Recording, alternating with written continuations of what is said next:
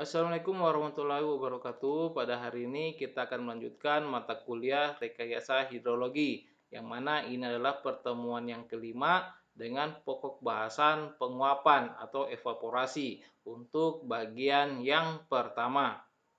Oke, langsung saja kita lihat slide selanjutnya. Pendahuluan. Penguapan adalah proses perubahan bentuk zat cair menjadi gas atau uap air dan masuk ke atmosfer. Dalam hidrologi, penguapan dapat dibedakan dalam dua macam, yaitu evaporasi dan transpirasi. Evaporasi atau enol adalah penguapan yang terjadi dari permukaan air, permukaan tanah, dan permukaan tanaman atau intersepsi.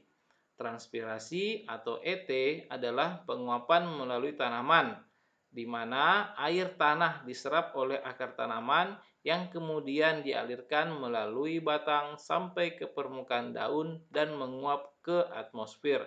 Jadi untuk penguapan sendiri ada dua, evaporasi, enol, dan juga transpirasi. Yang keduanya sama tentang penguapan, tetapi cara penguapannya itu berbeda. Oke, lanjut. Jadi, jika digabungkan disebut evapotranspirasi, yaitu penguapan yang terjadi di permukaan lahan yang meliputi permukaan tanah dan tanaman yang tumbuh di permukaan tersebut. Oke, selanjutnya 3.2, beberapa faktor yang mempengaruhi evaporasi. Proses perubahan bentuk dari air menjadi uap terjadi baik pada evaporasi dan evapotranspirasi. Penguapan dipengaruhi oleh kondisi klimatologi atau cuaca, yaitu sebagai berikut. Yang pertama, radiasi matahari. Pada setiap perubahan bentuk zat dari es menjadi air atau biasa disebut pencairan, dari zat cair menjadi gas atau biasa disebut penguapan, dan dari es langsung menjadi uap air atau biasa disebut dengan penyubliman. Diperlukan panas laten. Nah, apa ini panas laten? Nanti di slide selanjutnya kita akan bahas tentang panas laten. Selanjutnya, radiasi matahari merupakan sumber utama panas dan mempengaruhi jumlah evaporasi di atas permukaan bumi yang tergantung letak pada garis lintang dan musim. Oke, selanjutnya temperatur. Semakin tinggi temperatur udara, maka semakin besar kemampuan udara untuk menyerap uap air. Selain itu, semakin tinggi temperatur, energi kinetik molekul air meningkat, sehingga molekul air semakin banyak yang berpindah ke lapis udara di atasnya dalam bentuk uap air. Nah, di sini dibilang tentang energi kinetik molekul air. Nah, apa itu energi kinetik? Nah, itu energi kinetik berkaitan dengan gerakan daripada sesuatu benda. Atau biasa juga disebutkan energi yang dimiliki oleh sebuah benda karena gerakannya. Nah, jadi dianggapnya ini molekul-molekul air bagaikan kita umpamakan saja kelereng. Kelereng kita simpan di dalam toples. Jadi bentuknya itu bulat-bulat. Nah, dari satu kelereng ke kelereng yang lain itu kita umpamakan ada rantai yang saling berhubungan satu sama lain. Nah, kekuatan daripada rantai itu akan berkurang seiring dengan kekuatan dari gerakan masing-masing kelereng atau masing-masing molekul. Semakin keras dia bergerak atau dia bervibrasi atau dia bergetar, maka rantai-rantai itu akan putus. Jadi molekul yang satu dan yang lain itu akan naik di atas atau di udara bagian atasnya. Jadi molekul air kita umpamakan itu sebagai kelereng, yang mana salah satu kelereng dan kelereng yang lain itu ada rantai yang saling berhubungan, yang mana ketika dia diberikan temperatur yang tinggi, maka energi kinetik molekul itu akan meningkat, sehingga molekul-molekul itu saling berlepas. Oke, selanjutnya kelembaban. Pada saat terjadi penguapan, tekanan udara pada lapisan udara tepat di atas permukaan air lebih rendah dibanding tekanan pada permukaan air. Perbedaan tekanan tersebut menyebabkan terjadinya penguapan. Pada waktu penguapan terjadi, uap air bergabung dengan udara di atas permukaan air. Selanjutnya, kecepatan angin. Penguapan yang terjadi menyebabkan udara di atas permukaan evaporasi menjadi lebih lembab, sampai akhirnya udara menjadi jenuh terhadap uap air dan proses evaporasi terhenti. Nah, apa yang dimaksud dengan udara menjadi jenuh? Nah, berarti jenuh itu dia sudah tidak bisa lagi menyerap uap air. Jadi itu nanti harus ada pergantian lagi. Maka di sini faktor kecepatan angin sangat berpengaruh. Nah, selanjutnya, agar proses penguapan dapat berjalan terus, lapisan udara yang telah jenuh tersebut harus diganti dengan udara kering. Pergantian tersebut dapat terjadi apabila ada angin. Oleh karena itu, kecepatan angin merupakan faktor penting dalam evaporasi. Nah, semakin kencang anginnya, maka proses pergantian udara yang jenuh air sama yang kering itu akan semakin cepat.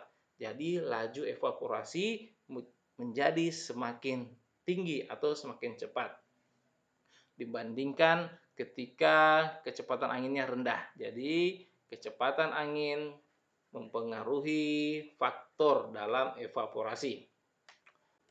Oke, selanjutnya fisika evaporasi.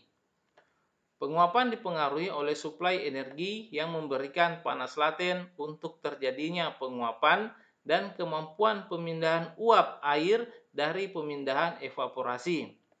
Radiasi matahari merupakan sumber utama dari energi panas yang telah dijelaskan sebelumnya.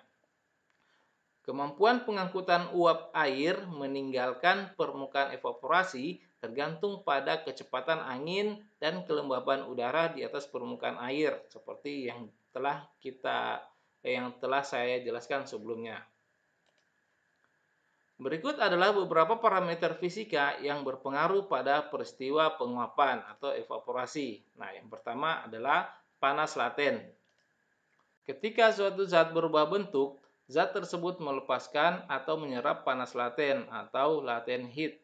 Ada 3 bentuk panas laten, yaitu panas laten untuk peleburan dari es menjadi cair, untuk penguapan dari air menjadi uap air, dan untuk penyubliman dari es menjadi uap air.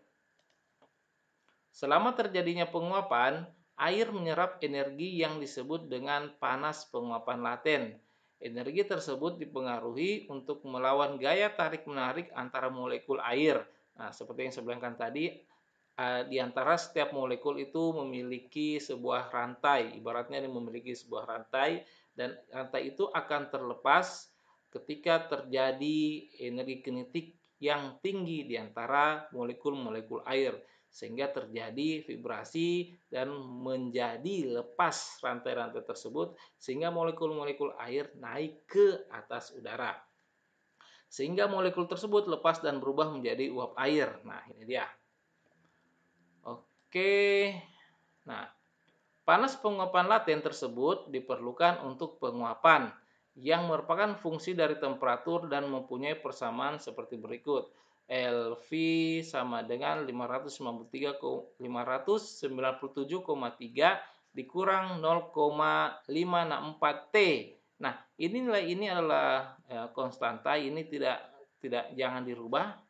Nah, yang berubah hanya adalah temperaturnya saja. Dengan T adalah temperatur dalam derajat Celcius, LV panas penguapan laten dalam kalori per gram. Jadi satuan itu kalori per gram.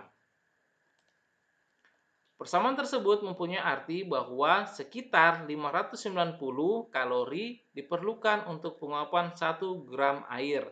Nah, di sini 590. Nah, sementara di persamaan ini 597. Nah, di sini dikatakan sekitar 590 kalori diperlukan untuk penguapan 1 gram air. Nah, yang kedua, proses penguapan. Penguapan merupakan perbedaan antara laju penguapan yang ditentukan oleh temperatur dan laju kondensasi yang dipengaruhi oleh tekanan uap. Penguapan terjadi karena adanya pertukaran molekul air antara permukaan air dan udara. Jadi, molekulnya di atas dan juga udaranya nanti berganti-ganti. Penyerapan panas laten oleh air menyebabkan peningkatan energi panas, sehingga energi kinetik molekul air naik. Nah, tadi berkaitan sama gerakan dari molekul. Semakin tinggi energi panas yang diterima, energi kinetik molekul air semakin tinggi, sehingga beberapa molekul air akan meninggalkan permukaan air dan berubah dalam bentuk uap yang bergabung dengan udara yang ada di atasnya. Nah, ini sudah beberapa kali diulang-ulangi, saya harap bisa dipahami. Selama tekanan uap masih rendah, penguapan akan terus berlanjut. Semakin banyak molekul air bergabung dengan uap air di atasnya, tekanan uap tepat di atas permukaan air akan meningkat. Pada suatu temperatur udara tertentu, terdapat kandungan uap air maksimum yang bisa dimuat oleh udara. Dan pada saat tersebut, udara sudah jenuh dengan uap air dan tekanan uap yang terjadi disebut tekanan uap jenuh atau ES. Pada tekanan uap tersebut, laju penguapan dan kondensasi adalah sama, sehingga penguapan terhenti. Oke, selanjutnya kelembaban udara. Selama terjadinya penguapan, uap air bergabung dengan udara di atas permukaan air, sehingga udara mengandung uap air. Udara lembab merupakan campuran dari udara kering dan uap air. Nah, dia di sini masih lembab. Nah, ketika dia sudah jenuh, berarti ya uap air semua di situ. Tapi karena dia masih lembab, dia ada campuran udara kering dan uap air. Banyaknya uap air yang terkandung dalam udara dapat dinyatakan dalam beberapa cara. Nah, itu ada 3. Nah, yang pertama adalah kelembaban mutlak. Adalah berat uap air dalam 1 meter kubik. Nah, 1 meter pangkat 3 atau meter kubik udara lembab dinyatakan dengan gram per meter kubik. Nah, yang kedua, kelembaban spesifik adalah berat uap air yang terdapat dalam 1 kg udara lembab yang dinyatakan dalam gram per kilogram. Oke, yang ketiga adalah kelembaban relatif. Adalah perbandingan antara tekanan uap air jenuh pada suhu yang sama dan dinyatakan dalam persen. Nah, dari ketiga cara tersebut, kelembaban relatif atau yang ketiga ini adalah yang paling banyak digunakan.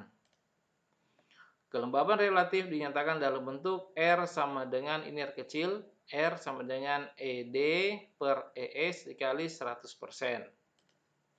Dengan ED adalah tekanan uap air, yaitu tekanan yang disebabkan oleh uap air yang terdapat di udara. Sementara ES adalah tekanan uap air jenuh. Tekanan uap air dinyatakan dalam milimeter kolom air raksa atau satuannya mmHg.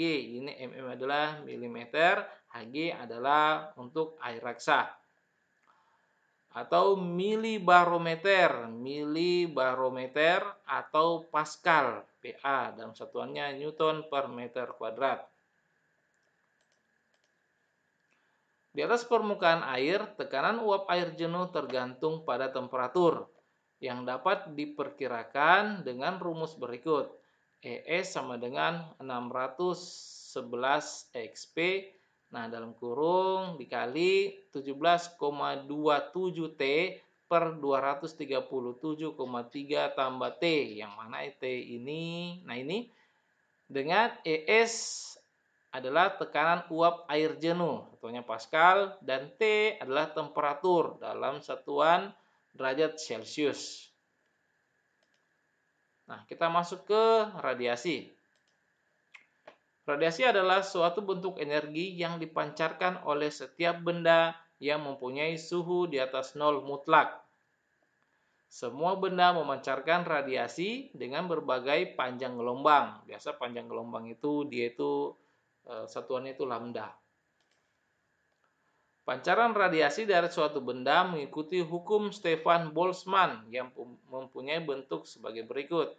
RE sama dengan E. Nah, ini tanda sigma kecil. Sigma kecil T pangkat 4. Dengan RE itu adalah flux radiasi kalori per cm kuadrat per menit. Sementara yang E adalah keterpancaran atau emisivitas, yaitu perbandingan antara pemancaran suatu permukaan dan pemancaran permukaan benda hitam pada suhu dan panjang gelombang yang sama. Nah, ini Stefan Boltzmann ini adalah seorang fisikawan, matematikawan, yang mana dia ini berasal dari kerajaan Austria. Nah, banyak sekali sumbangannya bagi ilmu fisika dan matematika. Nah, termasuk yang ini. Jadi dia berkaitan dengan intensitas, pancaran, suhu, dan lain sebagainya. Oke, selanjutnya RE itu adalah suhu benda dalam derajat Kelvin. K sama dengan derajat Celcius ditambah 273. Nah, ini ada 4. Suhu itu ada 4 ya. Derajat Celcius, Kelvin, Reaumur, dan Fahrenheit. Nah, untuk penulisan sendiri, Kelvin itu dia tidak ada kode derajatnya. Jadi yang ada derajatnya itu hanya derajat Celcius, derajat Fahrenheit, dan derajat Reaumur penulisannya. Jadi tidak ada tanda seperti ini di depannya Kelvin. Jadi Kelvin dia hanya huruf K saja.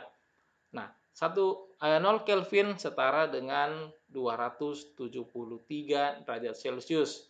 Jadi kalau kalian mendengar room temperatur atau temperatur ruang itu adalah 300 derajat Kelvin.